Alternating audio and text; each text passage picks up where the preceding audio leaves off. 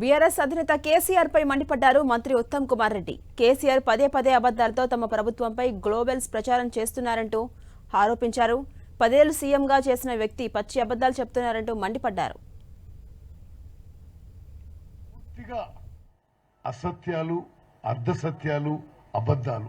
మరి ఆయన ఒక భ్రమంలో జీవిస్తున్నాడా, ఒక డెల్యూజన్ లో ఉన్నాడా, లేక ఫ్రస్ట్రేషన్ అండ్ డిప్రెషన్ లో మాట్లాడుతున్నాడా అర్థం కావడం లేదు. కానీ అసలు ఒక 10 ఏళ్లు ముఖ్యమంత్రి చేసిన ఆయన ఆ విధంగా పూర్తిగా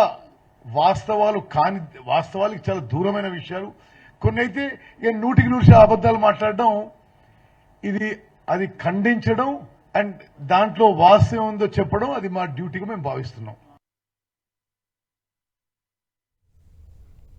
తెలంగాణలో విద్యుత్ విషయంలో 7,000 మెగావాట్ల నుంచి 12,000 మెగావాట్లకు పెంచామని కేసీఆర్ చెప్పడం పూర్తిగా అసత్యమన్నారు మంత్రి ఉత్తమ్. కేసీఆర్ హయాంలో పూర్తి చేసింది భద్రాద్రి పవర్ ప్లాంట్ మాత్రమే అన్నారు. అది కూడా అవుట్ డేటెడ్ టెక్నాలజీ అంటూ ఆరోపించారు. విద్యుత్ సప్లైలో అన్ఇంటరప్టెడ్ 24 hour పవర్ సప్లై మంచిగా నడుస్తుంది. అదేదో నేను 7,700 మెగావాట్ల నుంచి 19,000 మెగావాట్ చేసిన అంటాడు. పచ్చి అబద్ధం. నేను ఆన్ రికార్డ్ చెప్తున్నా, కేసీఆర్ 10 ఏళ్ల హయాంలో వాళ్ళు మొదలుపెట్టి పూర్తి చేసింది ఏకైక విద్యుత్ ప్రాజెక్టు భద్రాద్రి పవర్ ప్రాజెక్టు.